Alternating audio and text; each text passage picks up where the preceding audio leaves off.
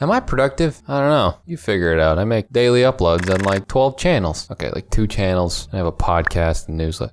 I post a lot of content. I work a day job. I got all these things going on, but what are like the main ways that I stay productive is the Grinch of Productivity. And yes, that is my new nickname. Yes, this is one of the best comments I've ever received in my life. And that is what I am. I am the Grinch of Productivity, but I am a nice person. On the inside, this heart grew 3 sizes when I realized I could be a nice person on the internet. All right, jokes aside, number 1, I do with this thing called habit stacking. For those of you that are unaware, in order for you to take habits and do more of them, you can stack them on top of each other. What is this? I learned about this concept from the book Atomic Habits by James Clear, 12 out of 10 book. And the baseline idea behind building habits is cue, craving, response, and reward. And by taking habits and putting them on top of each other, you can increase what you're doing from a habit building perspective. I'm just gonna throw the number tenfold out there. That's not really it's to prove a point. And once you get the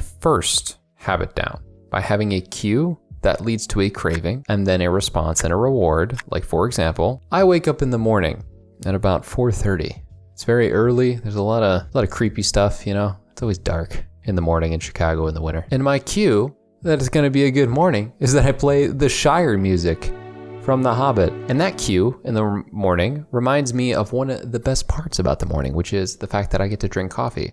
I have made a steadfast rule that I am not allowed to drink coffee after noon, and I'm only allowed to have 2 cups of coffee at most, and that's only a couple times a week.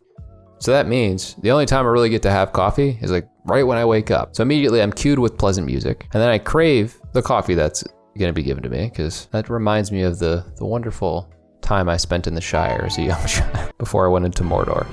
But following that, the response and the reward is the fact that I have the coffee pour, then I get a little drink, which is the reward, and then the cycle can repeat itself. And then honestly, the next habit associated to this is the fact that I have a series of automations on my phone called Wake Up with iOS shortcuts, and that plays the Daily Stoic, which gets my calm manner and stoicism improved on a daily basis. As we all know, the Grinch needs that. And also is another cue that reminds me that I get to sit down and enjoy a nice podcast when sitting at my desk and working with a cup of coffee. So I have 3 habits right there. I have waking up early, I have listening to an informative podcast that's good for my self-improvement, and I have getting to work early and doing deep work. And that immediately puts me in a much better spot than I'd be otherwise without the habit stacking. Tip number 2, use systems.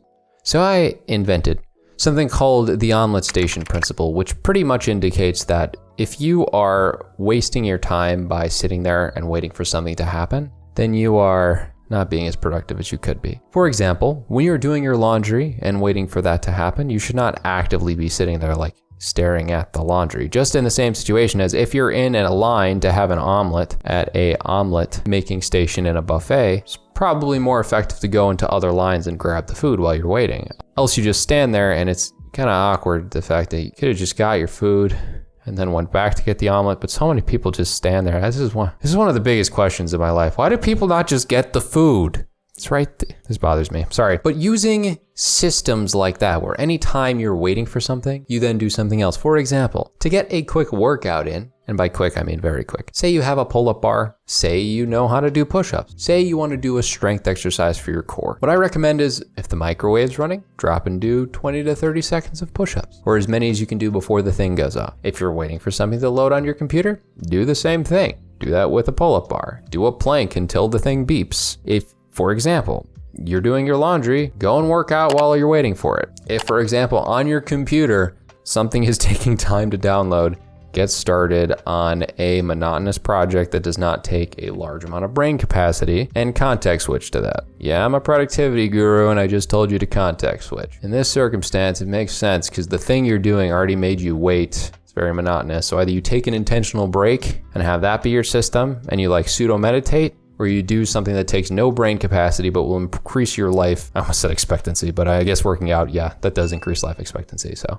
and number 3, use automations. Okay, hot take. Whether it be through a productivity app, whether it be through make.com, Zapier, or just apps that have automation, unlike Notion, you should pay the money for those things. If your time is very valuable to you, then you can make more than the amount of money you're going to spend on an $8 a month automation software like Make.com, Lord knows you should use that. Because I tell you what, you ask my editor, you ask me, you ask my friends, you ask my clients. Anytime that I make an automation, magically it saves me like 10 hours a month. And it's the greatest thing that's ever happened. Every time I onboard a new client, I type their name into a Google Drive folder, and then it triggers like a bunch of stuff, emails, makes new templates, and says, hey, what's up? You're my client. Would you like this invoice to be sent to you? Yes, it's done. Here's all the information you need for the onboarding process. Here's this very well-written email. Not that well-written, but at least I wrote it and it's done. Here's the scheduling link within that. Every time my Google Drive is updated with a new folder for a podcast or a YouTube video, there is an automation that tells my editor, hey bud, what's up? I got this video, here's the name of it, ready to be edited. This kind of stuff saves me so much time. And I have 10,000 operations a month for Make.com for like $8 a month. If you don't think that's worth your $8 a month, don't get half a Chipotle.